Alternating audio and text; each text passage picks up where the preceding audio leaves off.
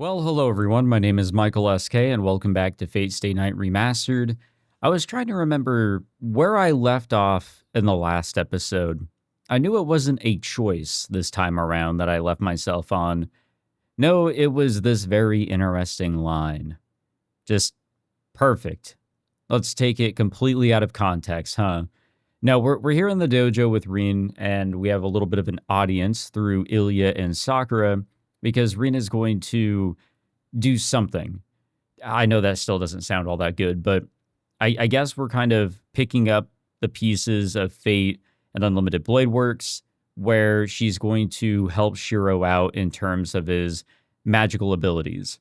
Obviously, he's been going about things a completely stupid way, and that has been addressed in each route in their own way, but now we have this fancy, overpowered archer arm that kind of complicates things. So I do wonder what sort of direction Rin will go in here with this route situation. 何をするにしても、シロウがどんな体をしているか見ておかないとうまくいかないでしょ。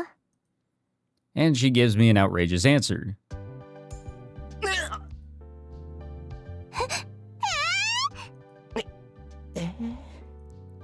何？今の驚くようなこと？さくら。驚くようなことです。先輩に裸になれって、遠坂先輩は何を考えてるんですか？ I know, how indecent. 何って、シロウのことに決まってるでしょ。あなたも危ないけど、シロウだって負けず劣らずでやばいんだから。今のうちにいろいろやっておかないとダメだって、さくらだって分かってるんじゃない？それは、そうですけど。分かってるなら口出ししないでよね。ほらそこ、ポカンとしてないでさっさと上着を脱ぐ。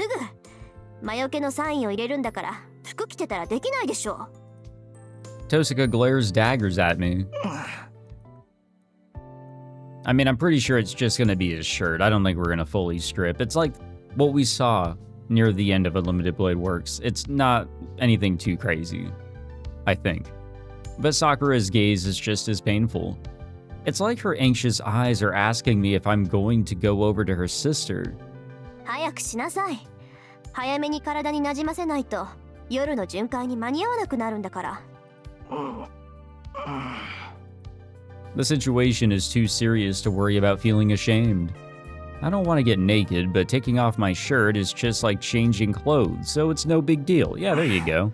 脱いだぞ、遠坂。で、これからどうするんだ？こっちに来て。私の魔術刻印を少しだけ使ってあげるから。そっちって、こんな格好で遠坂の近くにか？ My brother in Christ, you are just shirtless. 当たり前でしょ。左手で直接触れて、シロウの日韓を把握して、その上で魔除けの刻印を上書きするんだから。くすぐったかったり痛かったりするけど、我慢しなさいよね。She beckons me over. I can't escape from the dojo now. I give up and go over to Tosaka. Ah, fuck. I have a feeling Sakura's eyes are boring into me. じゃあ始めるけど、その前に確認事項ね。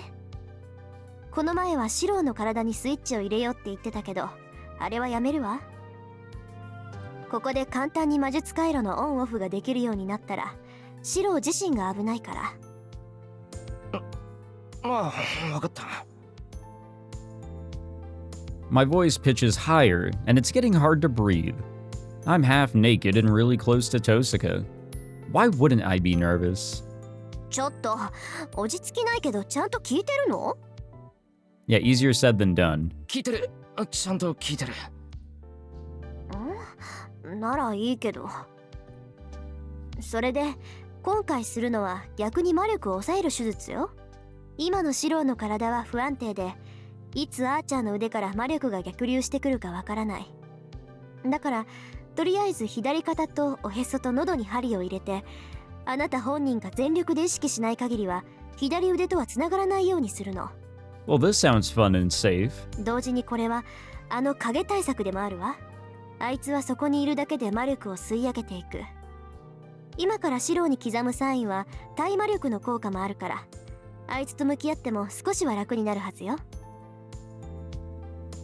With that, Tosaka places her palm on my chest. うひゃ I yelp in surprise and barely manage to stop my feet from beating a hasty retreat.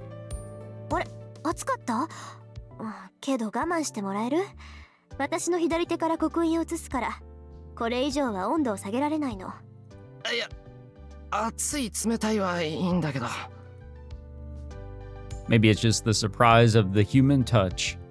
Yeah, it can be a little crazy sometimes, guys. I get it. Tosaka's hand was so soft it nearly shattered my heart. Each time her girlish, slender fingers touch my chest, I can feel the heat rising in my head. よし、胸の方はだいたいつかめたわ。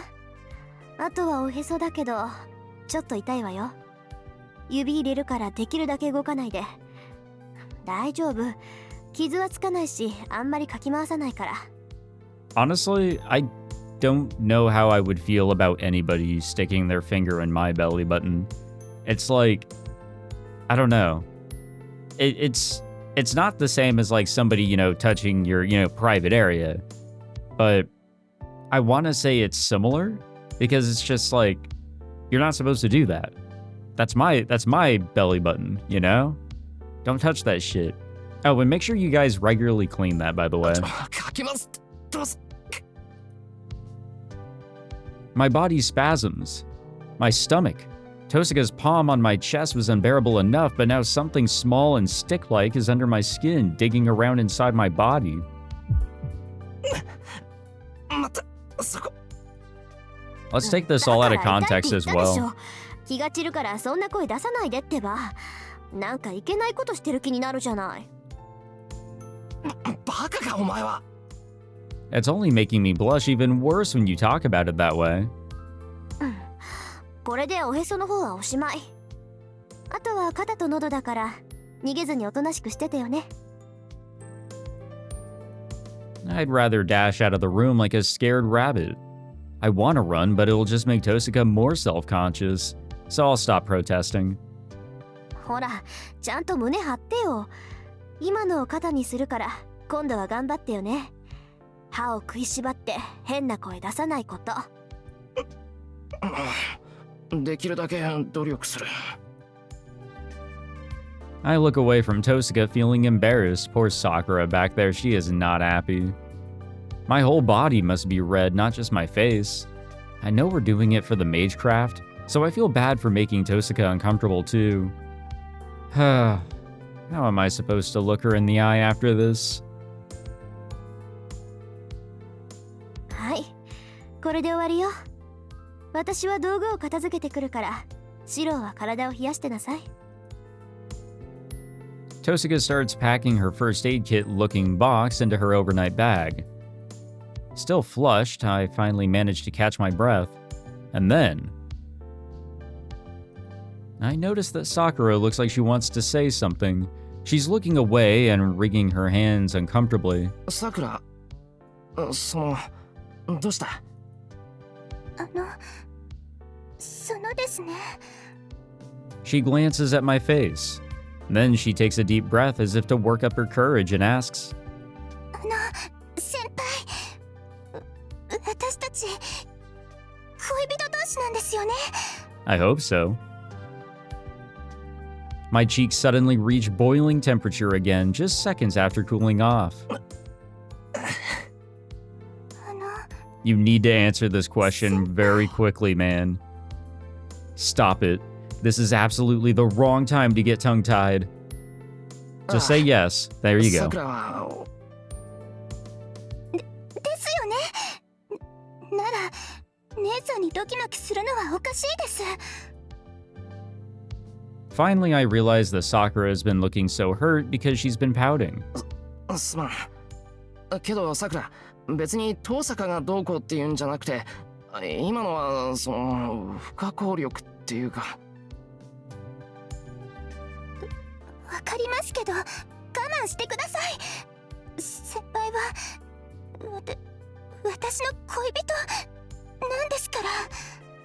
I feel like this is the first time that we're seeing, like, a true form of a romantic couple here, despite how awkward it is, in this game.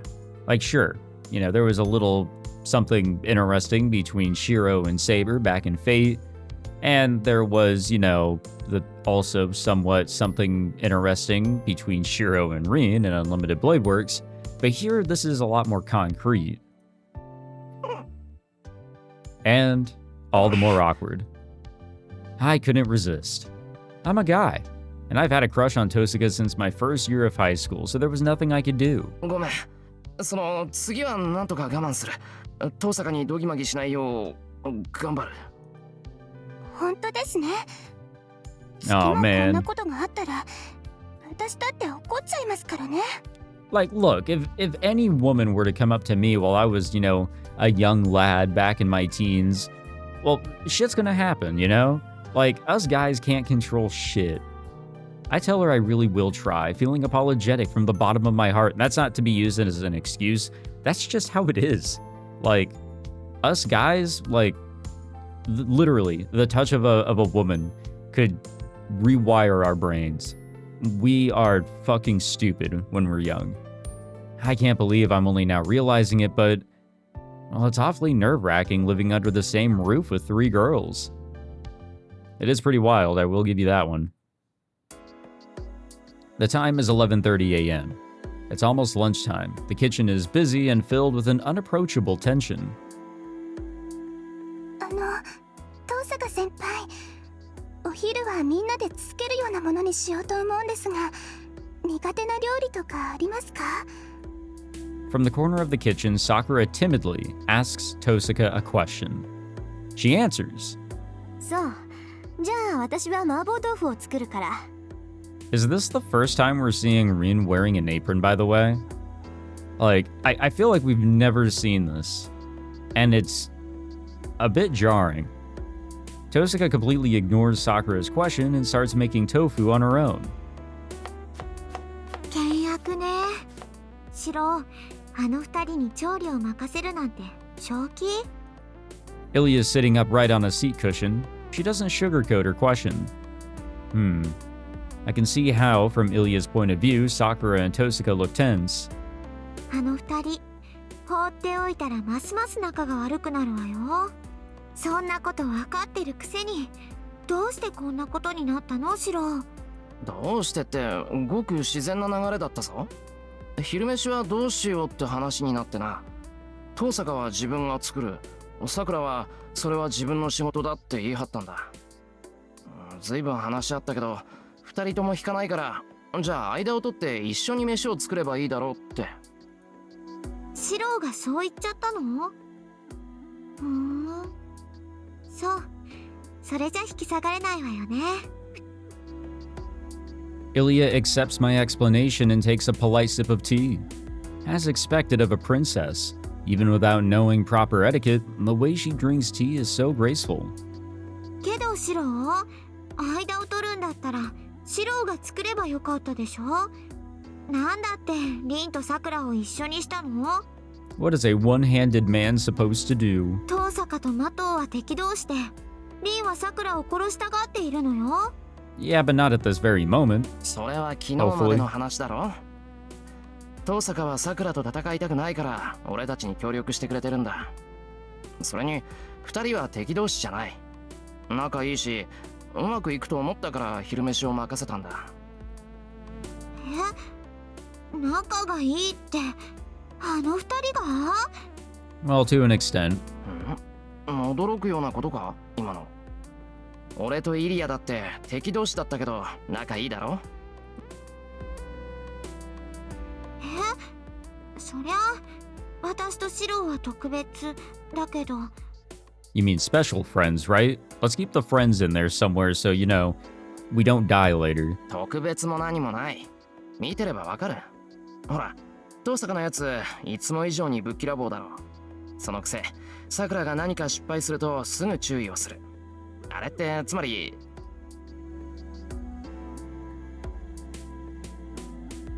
Yeah, maybe they are okay.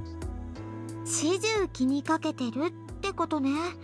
けどそれを知られたくないから冷たい顔してさくらを無視してるんだわ。 It's a clash of dares. で、 But it's all good. さくらもさくらでそれが分かってるからいつもはしないはずの失敗をしてる。さくらも遠坂が気になって仕方がないんだ。言われてみればそうね。じゃあ何？二人とも仲良くなりたくてうずうずしてるくせに恥ずかしいから話しかけられないってこと？ I nod. I don't know how Tosaka feels about it, but I can tell that's how Sakura thinks. I'm sure that Sakura likes Tosaka and wants Tosaka to like her. Otherwise, she wouldn't refer to her as her big sister. ふーん。ああ見えて不器用なのね、リンは。Ilya watches the pair in the kitchen. She sounds impressed. I follow her gaze. They should be about halfway done. Tosaka and Sakura are standing side by side in the kitchen, each cooking whatever they want. Both are silent. One holds a frying pan while the other holds a ladle. Ladle? Ladle. It's ladle, right? Yeah, it's ladle. The silence drags on. It's starting to get suffocating even for me. ねえ、さくら。 Uh-oh. Then, like true sisters, they both break the ice at the same time. 何？話があるなら聞いてあげるから言ってちょうだい。あ、いえ、別にこれといって何も。遠坂先輩こそ何かお話があるんですか？別に。強いて言えば他人の味付けって珍しいでしょ。だからちょっと教えてもらえたら役に立つなって思っただけ。そうですね。私も遠坂先輩のレシピを教えてもらえたら嬉しいです。終わっちゃった。呆れたわね。これじゃ一生あのままだと思うわ、私。 Hey, sometimes that could be a strangely fun activity. No, probably not. The scary thing is that I can't deny it. Tosaka is usually so open and unreserved, so why is she so shy when it comes to Sakura? That goes for Sakura too. She called Tosaka Ne-san when she was with me, so it's painful to watch her being so polite with her now. さくら。なんでしょう、先輩。ちょっと話がある。こっちに来てくれ。This is a very interesting calm before the storm moment. 外に何かあるんですか？ We have totally escaped this whole, reality that shit is very much fucked right now. いや、外は関係ない。ちょっとした内緒話がしたかっただけだ。A secret. ああ、内緒話ですか？姉さんには言えないこととか。それ、俺が言いたいのは今のだ。だから遠坂の呼び方。さくら、遠坂の前だと姉さんって言わないだろ。本当はそう呼びたいくせに無理してるってバレバレだぞ。バレバレって姉さんにですか？ Oh. It was just supposed to be a leading question, but Sakura is even more bashful than I expected. She's a shy little sister who thinks a lot of her big sister. あ、いや、遠坂は気づいてない。どういうわけか。あいつはさくらに対してはすごく鈍感だ。下手すると、さくらに嫌われてると思ってる節もある。そんなことありません。姉さんが私を嫌うのは当然だけど、私は姉さんと一緒にいられて嬉しいです。うん。なら、素直にそう言えばいいじゃないか。鈍感な遠坂でも、さくらが面と向かって言えば気がつく。そうすればさくらだって。Then she'll realize without me even telling her that Tosaka wants to get along with her too. 先輩。いや、ともかく、遠坂に姉さんって言ってみろ。それだけであいつ、きっと面白いぐらい表現するから。そうでしょうか。遠坂先輩、私に姉さんなんて呼ばれても迷惑なだけだと思います。I wonder if there's deep down within, Rin's, cold heart, that maybe she does want to be called, her sister yet again, her big sister, just once. Maybe, I don't know. It's hard to say. 私は魔導の魔術師で、姉さんみたいに何でもできるわけじゃない。私みたいな出来損ないが妹なんて、きっと遠坂先輩はがっかりしています。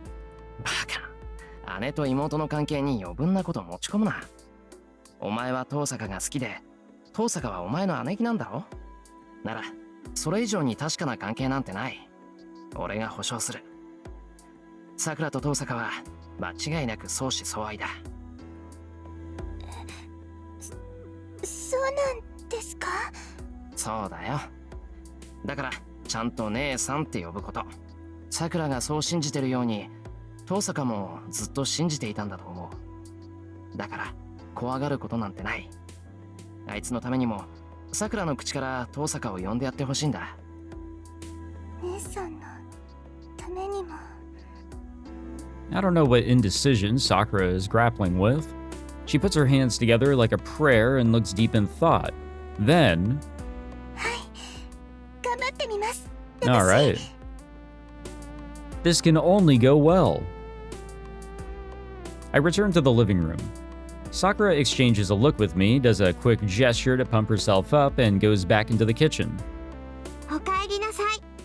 さくら、肩がガチガチだけど、何かあったの？いや、あとはさくらの勇気次第。ま、うまくいくに決まってるんだが。Well, place your bets now. What's gonna happen? I plop back down on a seat cushion. Oh boy. 姉さん。Oh, there it is, there it あ is. とは私がやってもいいですか？ She's saying it just so smoothly, too. ええ。あとはあげるだけだし、さくらに任せる。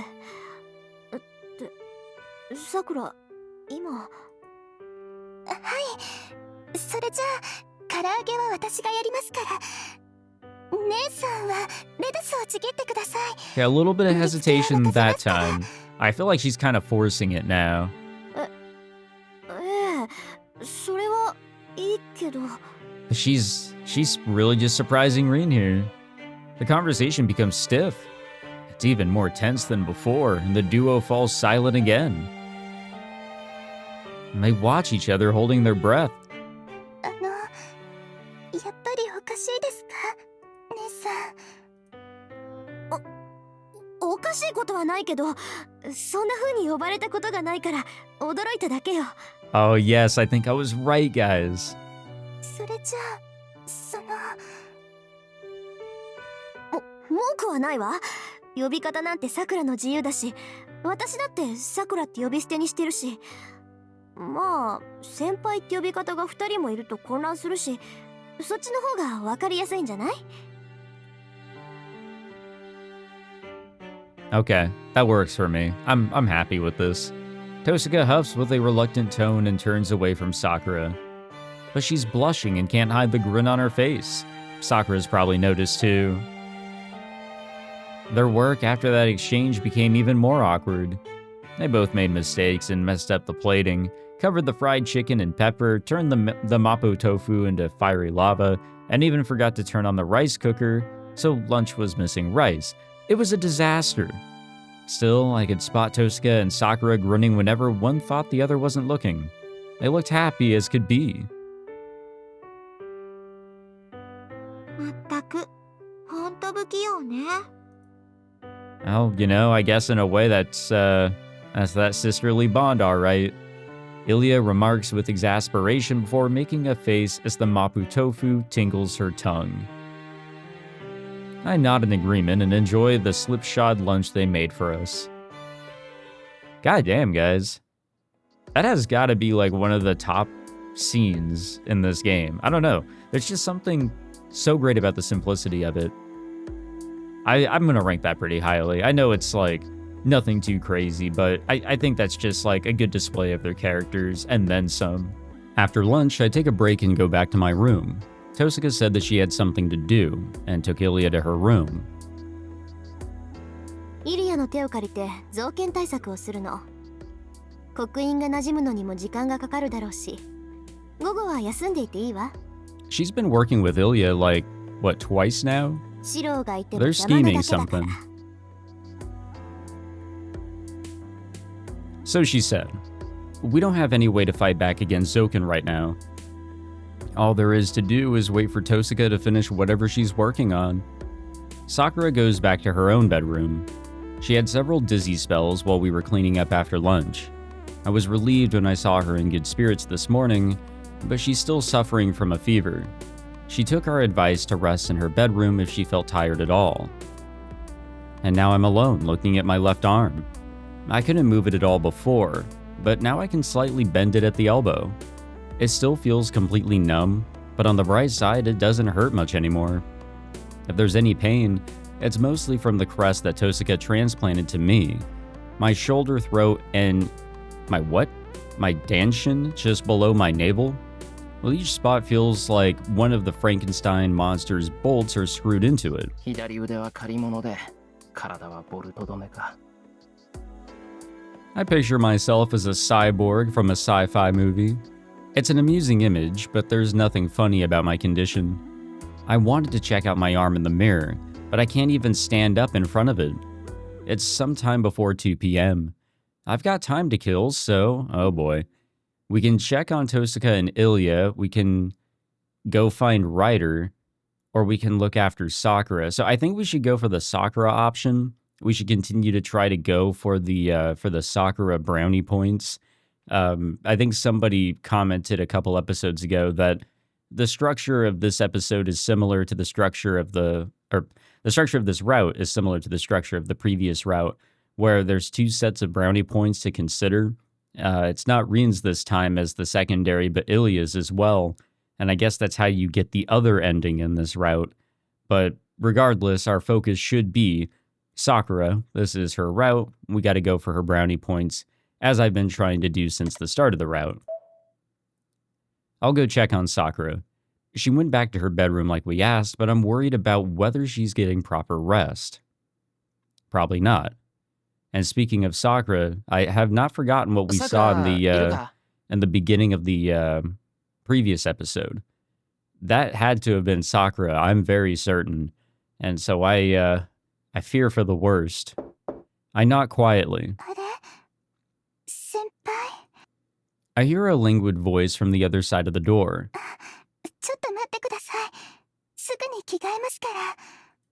Why do you need to get changed? She sounds a little panicky. I must have caught her sleeping. About 2 minutes later, unless she was like in some pajamas or something.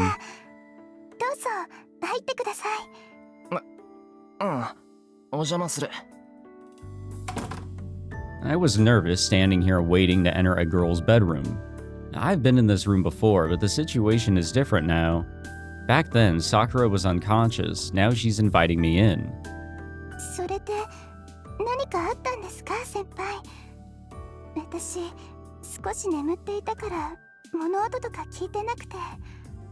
Iや、そんなんじゃない。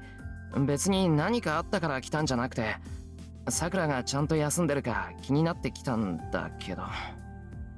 But I ended up interrupting her sleep. それなら合格ですね。私、ちゃんと休んでましたよ。You gotta love the naps that are actually nice and just like, not for, you know, just trying to regain your rest and then you feel like shit after. It's just like, oh, okay, that benefited me and my day. ああ、起こしちまってごめん。さくらだって自分の体を分かってるもんな。熱があるのに無理して動き回ることなんてないんだ。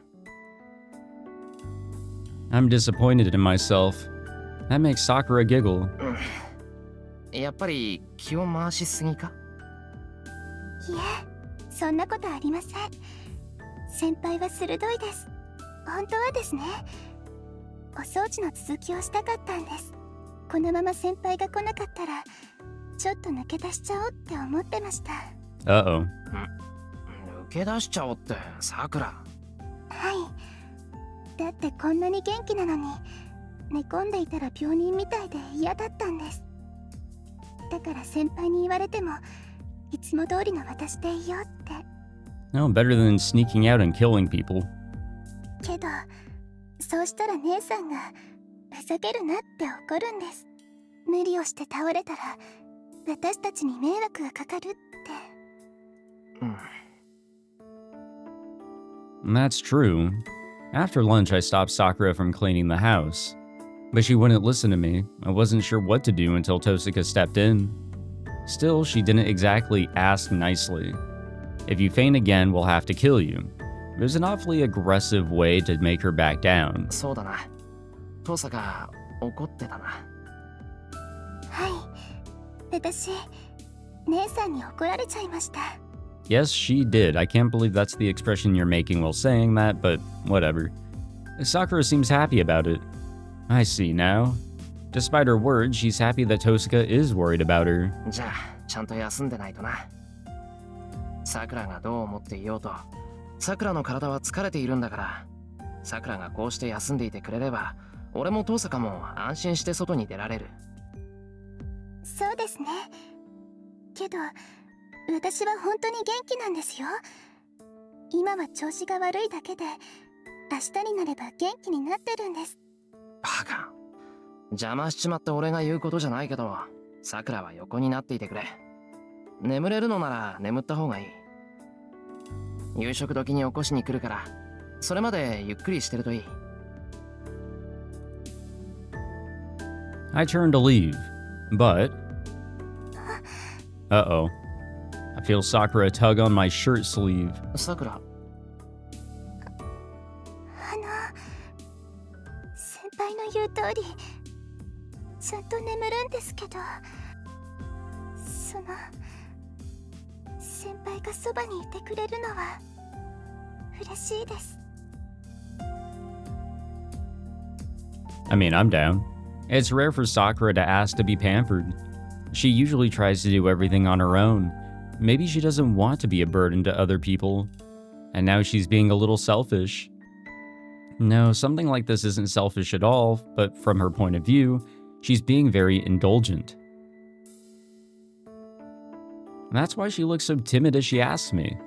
I'm willing to do anything she asks, but something like this hardly counts as a favor at all. じゃあ、もう少しここにいる。I agree, suppressing the urge to hug her. Now you should do that too. Nothing wrong with that. それじゃあ、お茶を入れてきますね、先輩。とっておきの中国茶をご馳走しちゃいます。See, if we didn't choose this option, we wouldn't have gotten the Chinese tea. Sakura turns to the bedroom door. 待った。お茶は俺が入れるから、さくらはベッド。これじゃ本末転倒じゃないか。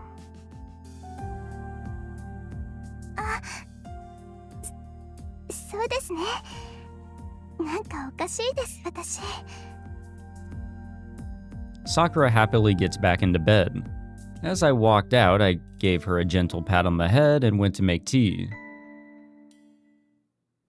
Honestly, I'm not really a tea person, so I don't know if Chinese tea is like, you know, such a special thing, but I guess any tea that is, you know, a good one that you picked out and you hold it to a high standard could be used for special occasions. Still though, this is more mentally exhausting than I expected. Sakura and I are alone. けど、本当はですよ。本当は先輩が姉さんのことを好きなんだって気づいてたんです。Ah, this is gonna be a heavy topic. 姉さんの前だとすごく楽しそうにしてますから。Nothing she's saying is entering my brain. If I look at her the wrong way, I won't be able to hold myself back. I'm a guy after all. When I think back to the other night, I immediately want to scoop her up in my arms. そうですよね。姉さんに比べたら私なんて魅力ないし、先輩、イリアさんも好きみたいだし、先輩は物おじする子は嫌いなんでしょうか。I take a deep breath and steady myself. I shouldn't do anything too extreme while Sakura is in this state, though I suppose that would help her. So it isn't a bad thing. It isn't bad, but... We need to answer the question here, by the way. Oh right, Tosaka and Ilya are right next door. If we do anything here, they'll know. I'm not ready for the scornful way they'll look at me the next time we're in the living room. って、さくら？なんか怒らせるようなことしたかな。My brother in Christ. I'm pulled back to reality from my daydream when I realize that Sakura is oddly gloomy. いいえ、先先輩は何もしてません。何もしてないのが問題なんです。そのですね、私際どいことを言ったんです。先輩聞いてませんでしたけど。 Yeah, you're really screwing the pooch here. すまん。確かに上の空だった。確か遠坂の話をしてたと思うんだけど。ええ、そうです。姉さんがここで寝泊まりするようになって嬉しいかって。Right. I was listening to Sakura talk about her current living situation. で、どうなんだ？さくら、遠坂のこと好きなんだろ？なら、今の状況は嬉しいんじゃないか？ええ、嬉しいです。けど、それと同じくらい不安なんです。姉さんは私の理想で、私じゃ手に入らなかったものをいっぱい持ってます。なんだか姉さんにも自分にも何をしてるんだって責められてる気がしてしまって。I think I understand. I still have a long way to go, too. If I were suddenly faced with my ideal self, the sight would be too painful and blinding.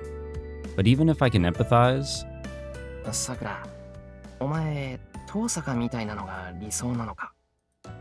I ask her warily. It's the kind of question that would spur Tosaka to knock me out in one punch if she were here. はい。ずっと姉さんみたいになりたいって思ってました。もちろん魔術師としてじゃなく女の子としてですよ。姉さんは何でもできていつも颯爽としてるじゃないですか。私も一度でいいからあんな風にかっこよくなりたいなって。Sakura talks about Tosaka cheerfully. I have mixed feelings about that, but I agree that Tosaka is pretty cool. In fact, I find the way she owns all her own words and actions to be very handsome. なるほど。 That's one way of putting it. けど、さくらは今まで遠坂と会えなかったんだろ？マトウと遠坂の取り決めとかなんとかで。それでよく遠坂のことを知ってるな。はい。だってどうしたって気になるじゃないですか。私も姉さんも子供の頃のことは覚えてないんです。何しろずっと前だったから。ただ事実として私たちはもともと姉妹だったんだって知っていただけです。それで余計に気になって私たちはお互いを遠くからよく見てたんです。話すことはできなかったけど1学年上の遠坂先輩の噂はよく聞こえてきましたし。あは、火の打ちどころのない優等生って噂か？言われてみればあいつは有名人だから話には事欠かないよな。はい。それに会えないということもありませんでした。学校ではよく声をかけてもらえたし弓道部にも見学に来てくれましたから。それでですね、そういう時にいつも思ってたんです。私は見てもらえるだけでいいって。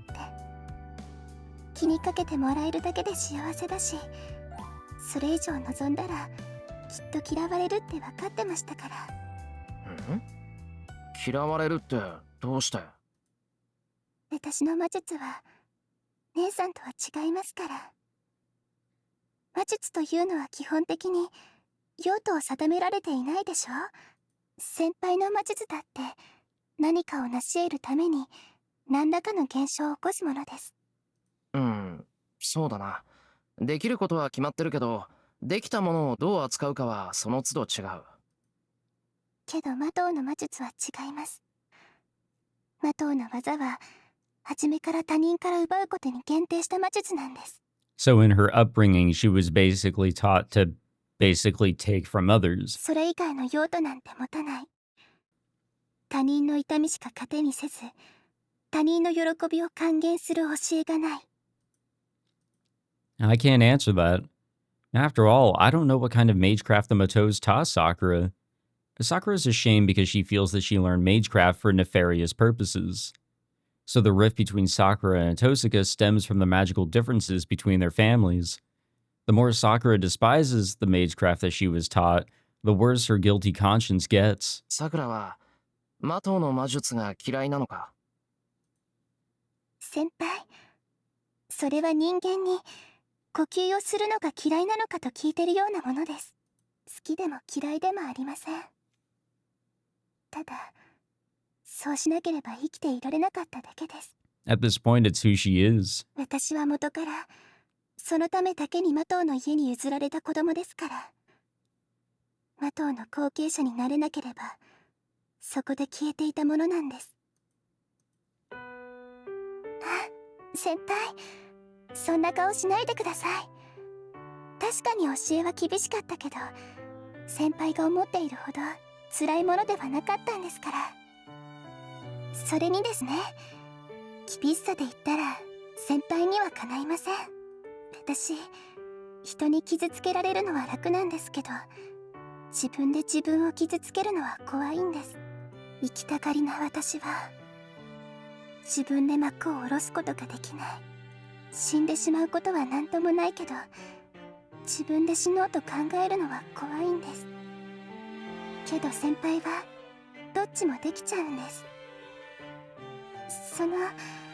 先輩が夜にどんな修練をしているか見ちゃったことがあるんです。You know, that's actually a fair point. She probably has a full understanding as the crazy bullshit that he's been doing over in that shed. It's not just a form of meditation, but like, no, what he's doing is kind of asinine, and I'm sure she understands that. 一度だけですよ。忘れ物をして取りに来た時、土蔵の方で物音がして様子を見に行っちゃったんです。Sakura dips her head apologetically, but her apology is just making me uneasy. いや、謝らなくていい。それは俺の不注意だろ。さくらがいるってことに気づかなかったんだからな。周りの気配に気づけないようじゃ魔術師として失格だ。それが。それより、それっていつのことだ？さくらがやってくるようになってからすぐか？ I sure hope it was. I've made a fair bit of progress, even if it was at a snail's pace. If it happened recently and I still couldn't notice her presence, then it would mean that I haven't grown at all since my early days. 去年の夏頃の話です。藤村先生がスイカを持ってきてくれた日なんですけど。そうか。よかった。I sigh in relief. If it was half a year ago, then that's an excuse I can make. それでさくら、見た感想とかどうかな？ That's the first time someone other than Kiritsugu saw me practicing magecraft. I did a few examples in front of Tosaka the other day, but that was a lot different from my training in the shed. In that sense, hearing Sakura's opinion is like having a teacher give me feedback after an exam. She's a Moto mage too, so maybe she'll give me a good score. She's not going to do that. She will not do that. 内 Oh 容に man. 関しては黙秘権を使わせてもらいます。姉さんじゃないけど点数をつけたら大変なことになっちゃいますから。それは赤ということですか？それなら真っ赤と言えるでしょうね。Oh man. Sometimes you're more like your sister than you think, Sakura. けど先輩、私本当にその時しか見てないんです。いえ、見てないんじゃなくて怖くてもう見られなかった。怖くて見られなかった？はい。それだけじゃなくて何度も止めなくちゃって思ってました。先輩の鍛錬は普通じゃありません。私には先輩が自分で自分の喉を突き刺しているように見えました。そう錯覚したんじゃなくて本当にそう見えてしまったんです。 I know what Sakura's trying to say. Every time I manifest my magic circuits, I flirt with death. If my focus slips by so much as a millimeter while I'm wrapping my consciousness around my innards, I could end up blasting them out of my body. But isn't that the price every mage has to pay? Not like that. Not to that severity. My old man said that death would always walk at my side. そうかな。魔術師ならあんなものだって聞いてるけど。それに俺が危なっかしいのは単にまだ未熟だからじゃないか。それは違います。未熟とか半人前とかそういう話ではないんです。だいたいそんなことを言ったら資質がないのに魔術を使える先輩は別格です。魔術というのは使うものではなく体に覚えさせるものなんです。先輩のように毎回そのためだけに魔術回路を発現させるなんて普通の魔術師はしません。私が言っているのは最終的な結果なんです。先輩は自分を殺すことを毎晩やっていました。誰に強制されるのでもなく、かといって自分のためでもないのにずっと一人きりで頑なにそれを守ってきた。それは姉さんにもできないことだと思います。先輩はそれが善悪どちらであろうと一度決めたことを最後まで守り通す。だからきっと私たちの中で先輩が一番強い。It's incredibly embarrassing to hear you say that with a straight face, Sakura. バカ、おだてても何も出ないぞ。だいたい強さで言うなら遠坂だし、さくらだってどんな魔術師だか知らないけど魔導の後継者だし、ライダーだっているじゃないか。いいえ、先輩は強いです。それは魔術回路でも魔術特性でもなくて心の在り方が純粋だから。そんなこと出会った時から分かってたんですよ。この人はきっと何も裏切らない人なんだなって。When she says it that seriously, I can't protest. サンキュー。お世辞でもさくらにそう言ってもらえたのはすごく嬉しい。I say what I really feel, even though I'm embarrassed. Sakura smiles, looking right back into my eye. Okay, I don't know why that was separated. Uh-oh. If she looks at me that way, it's going to bring back the fantasies I had finally managed to shake off earlier. そろそろ戻るかな。さくらも眠いんだろ。夜もあるんだし、午後はおとなしく休んでた方がいいんじゃないか。I awkwardly clear my throat. I try to find a place to point my eyes and settle on the wall separating this room from Tosaka's. そうですね。夜もありますし、隣には姉さんがいるんだし。Tosaka blushes and looks around uneasily too, as if sensing what I'm thinking. I'm sure I'm making the same face. それじゃあ部屋に戻る。夕食になったら呼びに来るから。待ってください先輩。待つけど。そのですね。寝つくまで部屋に行ってくれたら嬉しいんですけど。 We can do that, I think. I find myself chuckling as she stutters while trying to ask for something. I wish I could ask her to do the same for me. ああ、邪魔じゃなかったらここにいる。さくらが眠ったら出ていくから、それでいいかな。はい、もちろんです。私、頑張って起きてますから。Look, Sakura, I'm happy to hear you say that, but then there's no point in me staying here. This silly girl. Once Sakura lies down, she suddenly becomes quiet. She must really be tired if she's passing out as soon as she lies down. But before that happens... けど先輩、私は今日一日休めば治りますけど、先輩の腕はどうなんですか? She starts talking to me again. I guess she doesn't intend to sleep after all. 俺の腕なら問題ないよ。この布を巻いている限り痛みはないし、少しずつ動くようにもなってきてる。この分なら明日には普通に動くんじゃないかな。よかった。ほら、姉さんが手当てをしてから随分経っているでしょ。あの時は応急処置みたいだったし、もう効き目はないんじゃないかって。随分経ってるって。姉さんも姉さんですよね。魔術刻印を利用するのはいいけど、あんなのはその場しのぎで7日も持たないって分かってるくせに。 What the fuck? Sakura's tone is casual, but she said 7日持たない。 the words sound terribly out of place. そうですよ。そろそろ切れちゃう頃だから、ちゃんとした手当てをしないと。私の魔術じゃ根本的な解決はできないから、今度ライダーにいいアイディアがないか聞いてみますね。 She's really casually saying this pretty extreme stuff here. She starts to doze off as she talks. I can't think of anything to say. All I can do is convince myself she made a mistake because she's falling asleep. 先輩、そこにいますよね。ああ、ちゃんといる。よかった。そばにいてください。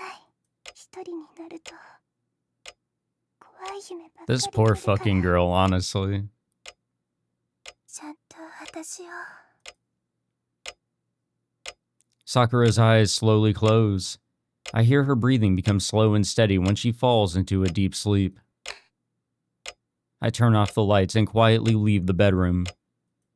Dark, stormy clouds filled my heart in contrast to her tranquil expression. ちゃんと私を見張っていてくだ Let's restrain her to her bed, just as she's about to fall asleep. I can't help but feel that she said that unconsciously. I think we actually should restrain her. An interlude. Ooh. We'll have to save that for the next episode, though. I split this recording session into 2 halves. Sakura, 入るぞ。 Oh, shit.